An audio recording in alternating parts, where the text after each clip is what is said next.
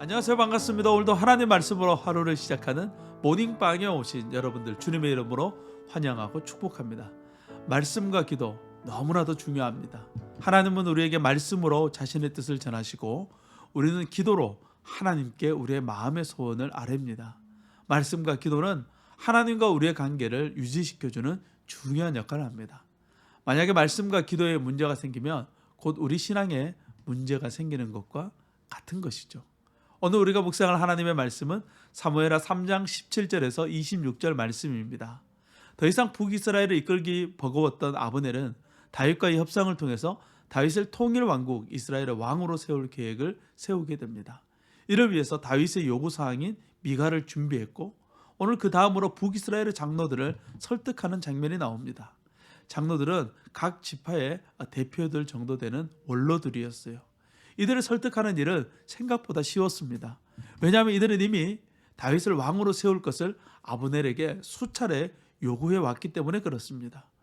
아브넬은 이 모든 일이 하나님의 뜻이라고 하면서 그럴듯하게 하나님의 말씀과 비슷한 말을 만들어내어 장로들에게 말합니다.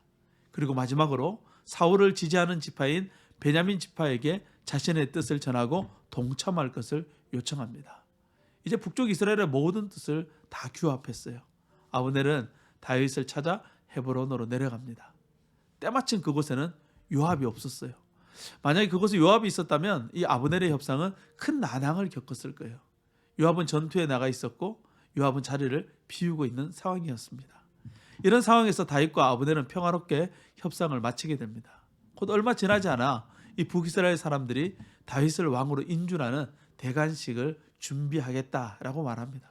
모든 협상이 종료되고 아브넬이 떠나자 때마침 요압이 승리를 거두고 헤브론으로 돌아옵니다. 헤브론에 돌아온 요압은 다윗이 자신이 없는 사이에 아브넬과 협상을 했다는 사실에 격분합니다. 그는 다윗에게 당신이라고 부르면서 화를 내고 있어요.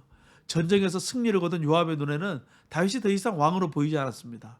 더군다나 자신의 원수 아브넬을 그냥 돌려보냈다는 사실에 요압은 분노를 참지 못합니다.